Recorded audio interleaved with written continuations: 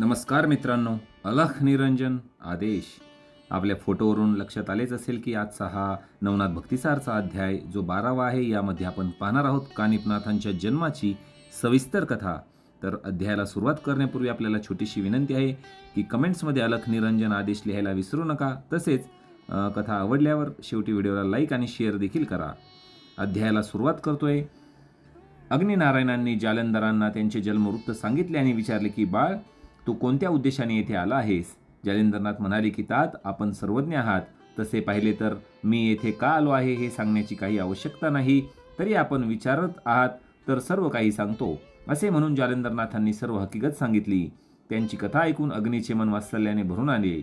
आपल्या पुत्रावर कृपा करावी म्हणून त्यांनी जालिंदराला विचारले की बाळ, मी सर्वांच्या इच्छा पूर्ण करतो. यावेळी तुझ्यावर काही प्रसाद करावा असे मला वाटते. तरी तुझ्या मनात काही इच्छा असल्यास निसंकोचपणे मला सांग.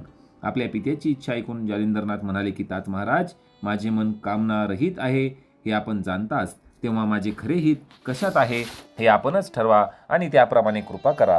मला हा जो नरदेह प्राप्त झाला आहे त्याचे सार्थक व्हावे असे मला वाटते.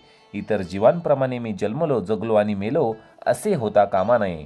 लोहाराच्या भात्याप्रमाणे निव्वळ श्वासोश्वास करणे मला जमणार नाही. मातीच्या कच्च्या डेऱ्यात पाणी भरून काही उपयोग होत नाही. तो शेवटी मातीतच मिसळतो. माझा देह निरुपयोगी सिद्ध होऊ नये. पाठीवर ग्रंथाची ओझी वाहिली तरी बैलाला त्याचा काडी मात्र उपयोग होत नाही. त्या बैलाप्रमाणे माझा जन्म फुकट जाऊ नये, अन्यथा जन्मास येऊन न येण्यासारखेच होईल. हे तात, या जालिंदराचा देह पडला तरी कीर्तिरूपाने तो चिरंजीव राहील असे करा. पहा श्रोतेहो, अतिशय चांगली उदाहरणं इथे देण्यात आलेली आहेत की मनुष्य जन्म हा कसा वाया जातो. याची भरपूर उदाहरणे इथे आहेत, आपण ऐकलेलेच आहेत. तर असे आपले मनुष्य जीवन झाले नाही पाहिजे. आपला जो जन्म आहे काहीतरी उद्देशाने झाला आहे हे लक्षात ठेवायचं आहे. आपल्या मुलाच्या तोंडून निघालेली ती प्रगल्भ वचने ऐकून अग्नीला त्यांच्या ज्ञानाचे आणि बालवयातच आलेल्या समजुतीचे फार कौतुक वाटले. त्यांचे हृदय आनंदाने भरून आले. आपला पुत्र सर्वांपेक्षा प्रेमळ व्हावा आणि जगत कल्याणासाठी त्यास जे आवश्यक आहे ते सर्व काही प्राप्त व्हावे असा विचार करून अग्नीने त्याला उचलले आणि त्याला घेऊन तडक दत्तप्रभूंचा रस्ता धरला. त्यांना आलेले पाहताच दत्तात्रेयांना अपार आनंद झाला.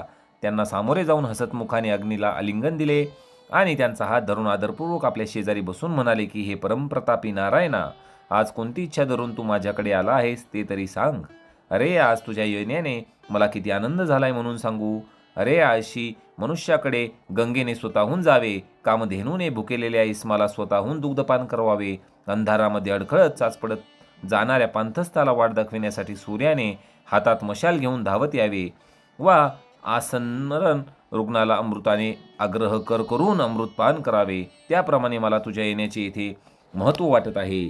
त्यानंतर जालिंदरांकडे निर्देश करून दत्तप्रभूंनी तो मुलगा कोणाचा याविषयी चौकशी करताच त्यांचे समाधान करण्यासाठी अग्नी म्हणाला की महाराज, हा मदनाचाच अंश आहे. भगवान शंकरांनी त्यांचा शत्रू काम माझ्या हवाली केला होता, तेव्हा त्याचे भस्म न करता मी माझ्याच उदरात ठेवून त्याला वाचवले. पुढे बृहद्रव्याच्या यज्ञकुंडात मी याला पुन्हा उत्पन्न केले. याचे कल्याण व्हावे असे मनात आले म्हणून तुमच्या चरणांवर घालण्यासाठी याला मुद्दामून येथे आणले आहे. आता हा तुमचाच पुत्र आहे आणि तुम्हीच याची काळजी घ्या. आपला अनुग्रह करून याला सनात करा, चिरंजीव करा. श्री शंकर आणि मी अग्निदेव यांच्या कृपेने याचा जन्म झाला असल्याने हा कुल संपन्न आहे. अमृतरसाची प्राप्ती झालेल्या यास आपल्या कृपारूप संजीवनीचाही लाभ झाला म्हणजे तो यमाच्या प्रासादातही निशंक होऊन हिंडेल यात शंका नाही. तूप साखर एकजीव व्हावी वा चंद्र सूर्यांनी एकमेकांना मिठी मारावी, या दोन्ही घटनातून तिसऱ्या उत्तम गोष्टीचा उगम व्हावा. तद्वत भगवान शंकर आणि मी यांच्या कृपेने उत्पन्न झालेल्या या जालंधरांची स्थिती आहे. अंतरिक्ष नावाचा नारायणच याच्या रूपाने प्रकट झाला आहे. तेव्हा याच्या मस्तकावर आपण आपला वरदहस्त ठेवलात की याच्या कीर्तीने सर्व पृथ्वी प्रकाशमान होईल. सोन्याचे आभूषण मौल्यवान खरे, पण त्यातच तेजस्वी हिरे बसवले तर तो दागिना स्वतःच्या अंगावर धारण करण्यास कोण नाही म्हणेल? वा शीतल अशा चंदनात कस्तुरी मिसळली तर त्याची उटी लावण्यास कोण नकार देईल? तस्मात आपणच याच्यावर अनुग्रह करून याला धन्य करावे असे मला वाटते. अग्नीने म्हणजेच जालिंदरनाथांच्या वडिलांनी भगवान शंकरांना इथे भरपूर काही विनंती केलेली आहे की आपल्या मुलाचे कल्याण व्हावे, जेणेकरून भगवान शंकरांनी त्यांना मदत करावी. अग्नीच्या रसाळ वचनांनी दत्तप्रभूंना फार संतोष वाटला. त्यांच्या मनरूपी चातकास अग्निमुखाचे शब्द म्हणजे अमृताचा वर्षाव वाटला. ते त्यांना म्हणाले की मी याचा स्वीकार केला आहे, तुझ्या इच्छेप्रमाणे मी याची काळजी घेईल, त्याला सर्व बाबतीत तयार करील, पण त्यासाठी त्याने माझ्याकडे 12 वर्ष राहिले पाहिजे. त्यांच्या म्हणण्याला अग्नीने तात्काळ होकार देताच दत्तप्रभूंनी जालंधरांना आपल्या मांडीवर बसून त्याच्या मनातील विकल्प घालविण्याचा प्रयत्न केला आणि त्यानंतर त्यांच्या मस्तकावर आपला वरदहस्त ठेवून त्यांच्या कानात मंत्र सांगितला. त्या दिव्य वरदमंत्राच्या प्रभावाने त्यांचे मन विकल्परहित झाले आणि समस्त भ्रमांचा निराश होऊन त्यांना ब्रह्मज्ञान प्राप्त झाले. त्यांच्या चित्तात सनातन अशा ब्रह्मा भावाशिवाय दुसरे काही शिल्लक राहिले नाही. सर्व चराचरामध्ये एका आत्मरूपाचेच त्यांना दर्शन होऊ लागले. आपला पुत्र मार्गी लागलेला पाहून अग्निनारायणांना परम संतोष वाटला आणि दुसऱ्याच क्षणी दत्तप्रभूंचा निरोप घेऊन ते अदृश्य झाले. तो निघून जाताच दत्त महाराजही जालंधरांसह पर्वतावर निघून गेले. पुढील कालखंडात त्यांनी जालंधराकडून बराच अभ्यास करून घेतला. प्रेमाने अनेक गोष्टी शिकवल्या. भ्रमणास निघतानाही ते त्याला स्वतःबरोबर नेत. नित्यनेमाने पर्वतावरून खाली यावे, भागीरथीचे स्नान करून विश्वेश्वराचे दर्शन घ्यावे. कोल्हापुरात भिक्षा मागून झाल्यावर भोजनाकरता पांचाळेश्वरात जावे आणि माहूर गडावरून विश्रांती घेऊन पुन्हा गडावर परतावे, असा सर्वसाधारणता दिनक्रम असे. अशा प्रकारे तो 12 वर्षापर्यंत दत्तात्रेयांच्या सानिध्यात राहिला. त्या अवधीत त्यांनी जालंधराच्या परीक्षाही घेतल्या आणि वेगवेगळ्या विद्याही शिकवल्या. त्यांचे दास्य पाहून त्यांना अतिशय आल्हाद वाटत असे. होता होता जालंधर सर्व प्रकारची अस्त्रशस्त्रे शिकले. सर्व प्रकारचा कला त्यांना अवगत झाल्या. समस्त विद्यांचे ज्ञानही त्यांना प्राप्त झाले. अशा रीतीने आपल्या शिष्याला सर्व गुण संपन्न केल्यावर दत्तप्रभूंनी दैवतांची आराधना केली. तेव्हा सर्व दैवते जालंधरास आशीर्वाद देण्यासाठी प्रकट झाली. शब्द दिल्याप्रमाणे दत्तात्रेयांनी आपल्या पुत्रास सर्वार्थाने सामर्थ्यवान बनवलेले पाहून अग्नीने त्यांच्याबद्दलची कृतज्ञता व्यक्त करून प्रशंसोद्गार काढले.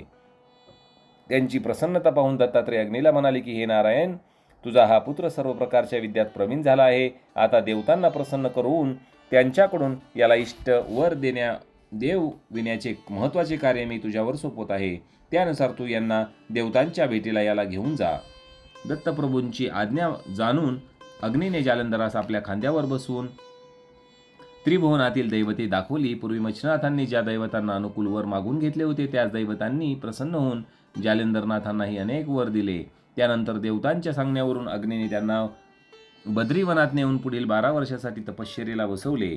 केवळ वायुभक्षण ब्रह्माच्या ठिकाणी दृष्टी ठेवून त्यांनी मुखाने अखंड रामनाम चालविले. लोहकंटकावर अंगठा ठेवून त्यांनी चालवलेली ती घोर तपश्चर्या पाहून सर्व देवांनी प्रसन्नतेने माना डोलावल्या. ब्रह्मा विष्णू महेशासमवेत सर्व देव स्वर्गातून खाली उतरले. अनेक शुभ आशीर्वाद देऊन त्यांनी जालंधरनाथांची तपशांती केली आणि त्याचे कौतुक करून आनंदाने स्वस्थानी प्रस्थान केले. तसं अशा प्रकारे जालंधरनाथांची जी 12 वर्षाची तपश्चर्या आहे ती कशा प्रकारे पूर्ण झाली आहे ते आपण इथे पाहिले आहे. आता आपण पाहणार आहोत कानिफनाथांच्या जन्माची कथा.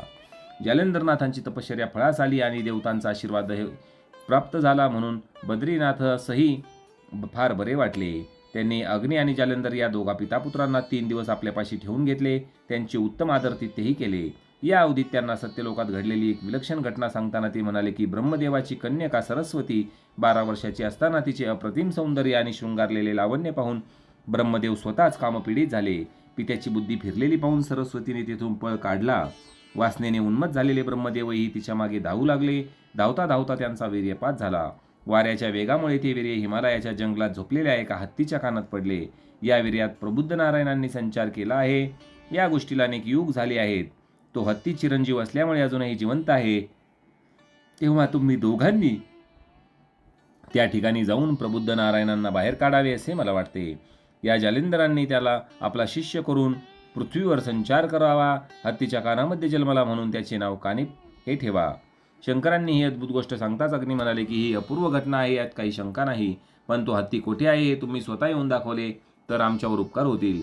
प्रबुद्ध नारायणांनी अवतार घेतलेला आहे आणि तोच कानिफा होऊन जालंधरांचा शिष्य होईल हे आपण सांगितले. त्यामुळे मला मोठा हुरूप आला आहे, कारण यापुढे माझा पुत्र एकटाच संचार करेल असे मला वाटत होते, पण आता त्याच्या जोडीला दुसराही एक येत आहे. हे पाहून माझी चिंता संपली. अग्नीच्या विनंतीला मान देऊन श्री भगवान शंकरही त्यांच्या समवेत हिमालयाच्या अरण्याकडे निघाले. त्या तिघांचे एकत्रित तेज इतके अपूर्व होते की त्यामुळे दशदिशांसह आकाशमंडळही व्यापून गेले. ते त्रिवर्ग म्हणजे हरिहर ब्रह्मा वा चंद्राचल, द्रोणाचल व तिसरा मंदराचल असे वाटत होते.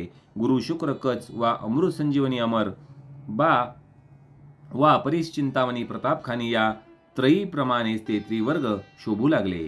अरण्यात प्रवेश करताच त्यांना तेथे पर्वतप्राय आणि तितकाच तेजस्वी एक हत्ती दिसून आला. तो अक्राळ विक्राळ आणि तितकाच बलाढ्यही होता. तो क्षणभरही एका जागी स्थिर राहत नव्हता. त्याला पाहून शंकरांनी आपली शंका बोलून दाखवली. म्हणाले, हा हत्ती तर महाभयंकर दिसतोय. जो याच्या समोर जाईल त्याची धडगत नाही. वेळ पडल्यास हा आपल्या तिघांशी ही झुंज देईल. तेव्हा याला काबूत आणण्यासाठी काय करावे बरं? त्यांची चिंता लक्षात येतात जालिंदर तात्काळ म्हणाले की आदिनाथ महाराज, आपण व्यर्थ काळजी करता. माझ्या मस्तकावर श्री दत्त प्रभूंच्या आशीर्वादाचे कृपाछत्र आहे. त्यांचा चमत्कार पहाच. अहो, सर्व ब्रह्मांड जरी कडकडले तरी माझ्या गुरूंच्या कृपेने ते शांत करील. येथे या मदमस्त हत्तीची काय कथा? प्रलय काळाचा अग्निसुद्धा मी शांत करू शकेन. वातचक्राची गती कुंठित करण्याचे सामर्थ्यही माझ्याकडे आहे. मी त्रिभुवनातील वायूही आकर्षून घेऊ शकतो. तेथे हा हत्ती शांत करणे यात कोणती कठीण गोष्ट आहे? बोलणे संपवून त्याने झोळीतून चिमूटभर भस्म काढले आणि त्याच्यावर मोहनास्त्र समवेत स्पर्शास्त्राची ही योजना करून दुसऱ्या क्षणी ती हत्तीच्या दिशेने सोडली. त्याच्या प्रभावाने तो महाबलाढ्य गजही नरमला व जमिनीवर पाय टेकून स्थिरावला.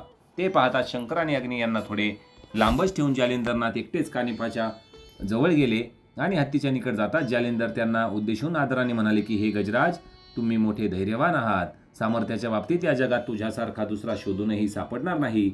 महासिद्धीने तुझ्या कानात एक दिव्य रत्न उत्पन्न केले आहे आणि ते नेण्यासाठीच मी येथवर आलो आहे. माझे कार्य होताच मी इथून निघून जाईल आणि तुला ही पूर्वस्थिती प्राप्त होईल. त्यानंतर हत्तीच्या जवळ जाऊन तो मोठ्या आदराने हाका मारीत म्हणाला की हे समर्थ प्रबुद्ध नारायणा, मी तुला न्यायला आलो आहे. तू हत्तीच्या कानात निर्माण झाला आहेस, त्यामुळे तुझे नाव कानिफ असे ठेवण्यात आले आहे. आता विलंब न करता कानातील बैठक सोडून तातडीने बाहेर ये. जालिंदरांचे भाषण ऐकून तो विधिपुत्र प्रबुद्ध म्हणाला की महाराज, गुणनिधे, कृपा करून आपण शांत असा. हा पहा, मी आलोच. मग हत्तीच्या कर्णद्वारी येऊन जालिंदरांना नमस्कार केला. 16 वर्षांची ती महातेजस्वी मूर्ती पाहता जालिंदर पुढे सरसावले. त्यांनी त्याला आपल्या खांद्यावर घेतले आणि तडक शंकरांपाशी आणले. खाली उतरवल्यानंतर त्याने कानिफास, अग्नी आणि शंकर या दोघांनाही नमस्कार करायला सांगितले. कानिफाने तिघांनाही नमस्कार केला. त्याला पाहून शंकरांच्या मनात त्याच्याविषयीचा स्नेह दाटून आला. त्यांनी कानिफास उचलून आपल्या मांडीवर बसवले. इतकेच नव्हे तर त्याचे मुख कुरवाळले. प्रेमाने त्याचे मुखेही घेतले. त्यांच्या वात्सल्याने भरलेल्या हस्तस्पर्शाने कानिफाचे तनमन सुखावले. अंगावर रोमांच उभे राहिले. कानिफाचे कौतुक करत असताना ते जालिंदराला म्हणाले की हे नाथ, आता याला अनुग्रह दे. तुझ्या कृपेने हा ज्ञान संपन्न होऊन सकलार्थ साध्य करील. जगामध्ये विजय पताका फडकवेल. सूर्योदय होताच अंधाराचा नाश होऊन सर्वांचे व्यवहार चालू होतात आणि घरामध्ये द्रव्य असले की माणसाला काही बाई करावीसे वाटते. तद्वत आज मी सांगतो म्हणून याच्यासाठी एवढे कर. आदिनाथांचे म्हणणे मान्य करून जालिंदराने कानिफाचे मन संकल्परहित करण्याचा निश्चय केला आणि सर्वप्रथम आपल्या सद्गुरूंचे स्मरण करून मनोमन त्यांना वंदन केले. त्यानंतर कानिफाच्या मस्तकावर आपला वरदहस्त ठेवून कानात मंत्रोपदेश केला. गुरुपदेश होताच त्याचे अज्ञान तात्काळ नष्ट झाले. मनोभय पातके नष्ट होऊन अंतःकरण निवळले, शांत झाले.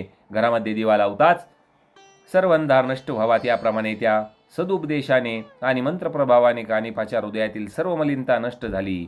वक्ता व्यक्त्याची खरे ज्ञान होऊन तो ब्रह्मरूप झाला. गुरुने खून दाखविताच त्याचे समस्त चराचरामध्ये माझाच वास आहे, हरिहर मीच आहे असे वाटू लागले. आज कानिफाचे जीवन धन्य झाले. थोड्या वेळाने भानावर येताच त्याने जालिंदरांच्या चरणावर भक्तिभावाने नमस्कार केला. तेव्हा त्यानेही आपल्या शिष्याकडे अमृत दृष्टीने पाहिले. कार्यसिद्धी होताच ते चौघेजण बद्रिकाश्रमास परतले. त्यावेळी जालिंदरा, दत्तप्रभूंनी तुला जे काही शिकवले ते सर्व काही याला दे अशी सूचना करून अग्निदेव गुप्त झाले.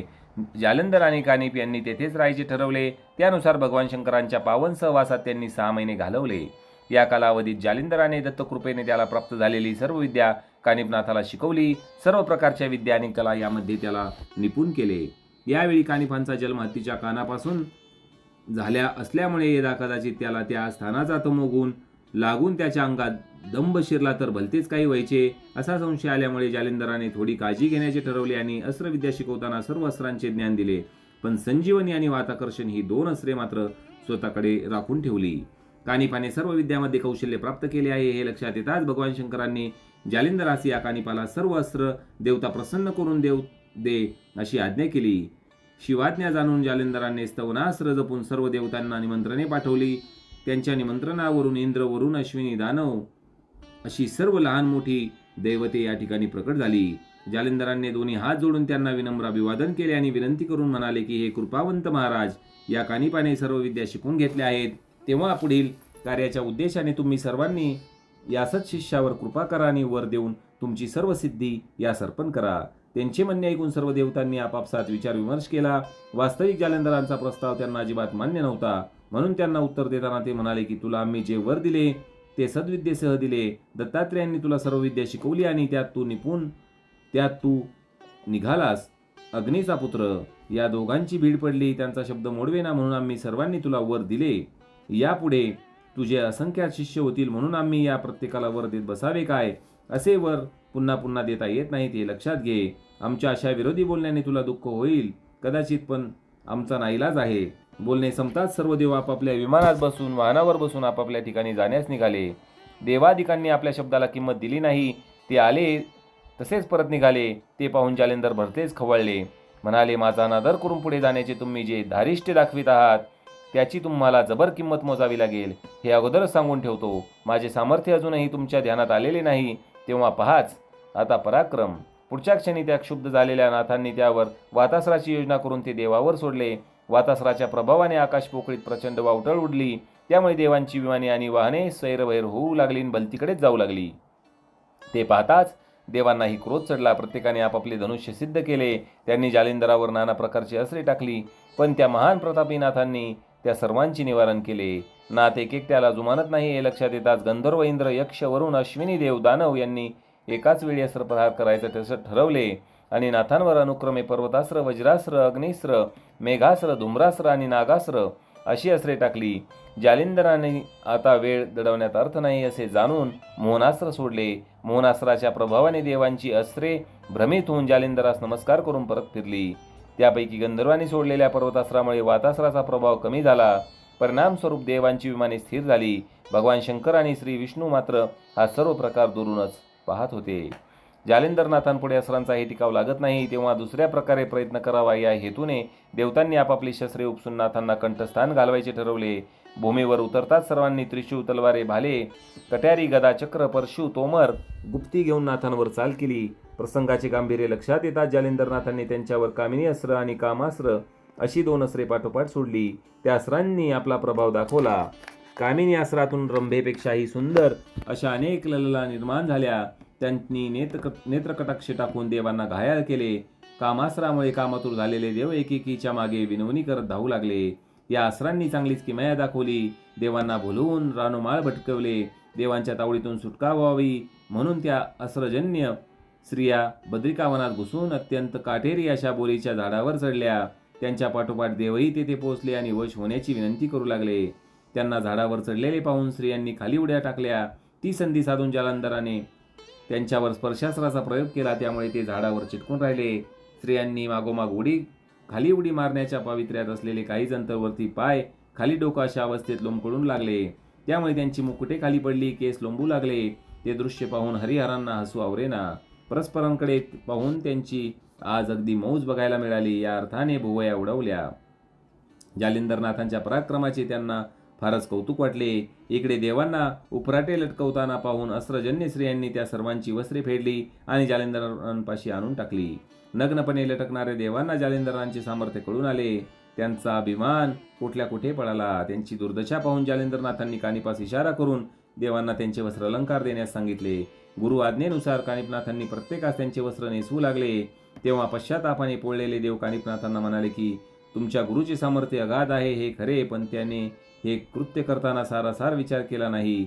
अखिल ब्रह्मांडात ज्यांची कीर्ती पसरलेली आहे त्या देवांना असे लोंबकळत ठेवणे कितपत योग्य आहे? तेव्हा कानिपनाथ म्हणाले की देवगण हो, मी माझ्या गुरूंच्या नकळत तुम्हाला वस्त्रे नेसवीत आहे, पण ही गोष्ट त्यांना सांगू नका. प्रत्येक देवास वस्त्र नेसवून झाल्यावर कानिप त्यांना नमस्कार करून मगच पुढे जाई. त्यांची भक्ती आणि नम्रता पाहून देवांना समाधान वाटले आणि त्याचबरोबर याला वर दिल्याशिवाय जालिंदरनाथ आपल्याला सोडणार नाहीत हे जाणून त्यांनी प्रसन्न चित्ताने आपल्या शक्तीनुसार कानिपनाथांना अनेक वर दिले व मंत्रतंत्र आणि अस्त्रात आम्ही सर्व प्रकारे तुला अनुकूल आहोत असे सांगितले. सर्व देवतांनी कानिपनाथांना वर दिलेले पाहून त्या अग्निसूत जालिंदराने विभक्तास्त्राच्या साह्याने सर्व देवांना झाडांपासून मुक्त केले. सर्व देव आपापली वस्त्र आभूषणे सावरे जालिंदरनाथांपाशी गेले. त्यांनी त्यास नमस्कार करून आम्ही तुझ्या शिष्याला वर दिले आहेत असे सांगितले. त्यावर जालिंदर म्हणाले की मी पुढे शाबरी विद्येवर कवित्व करणार आहे. तुम्ही कृपावंत आहात, तेव्हा या कार्यातही मला तुमचे साह्य हवे. सर्व देवांनी त्यांच्या म्हणण्याला होकार दिला आणि त्याप्रमाणे वचन देऊन ते स्वस्थानी निघून गेले. त्यानंतर श्री शंकर, श्री विष्णू, जालेंदर आणि कानिपनाथ हे सर्वजण 3 दिवस बद्रिकाश्रमात राहिले. लक्षात घ्या श्रोते, अतिशय सुंदर असा अध्याय इथे समाप्त झालेला आहे. बद्रिकावन म्हणजे आपण जे सध्या केदारनाथ, बद्रीनाथ म्हणतो तेच बद्रीनाथ आहे. त्या ठिकाणी नवनाथांचे भरपूर दिवस वास्तव्य होते. हरींचे म्हणजेच भगवान विष्णूंचे देखील तिथे वास्तव्य होते आणि कायम राहील, यामध्ये काही शंका नाही. कथा अध्याय जर आवडला असेल तर व्हिडिओला लाईक करा. चॅनलवर नवीन असाल तर चॅनलला सबस्क्राईब करा आणि या मराठी भक्ती परिवाराचे सदस्य व्हा. 1,00,000 सबस्क्रायबर आपले आता होणारच आहेत. या मराठी भक्ती परिवाराला आपण जो मदत केली आहे, जे सहाय्य केले आहे, याबद्दल मी आपल्या सर्वांचा ऋणी आहे. भेटूया लवकरच पुढील अध्यायात. अलख निरंजन आदेश.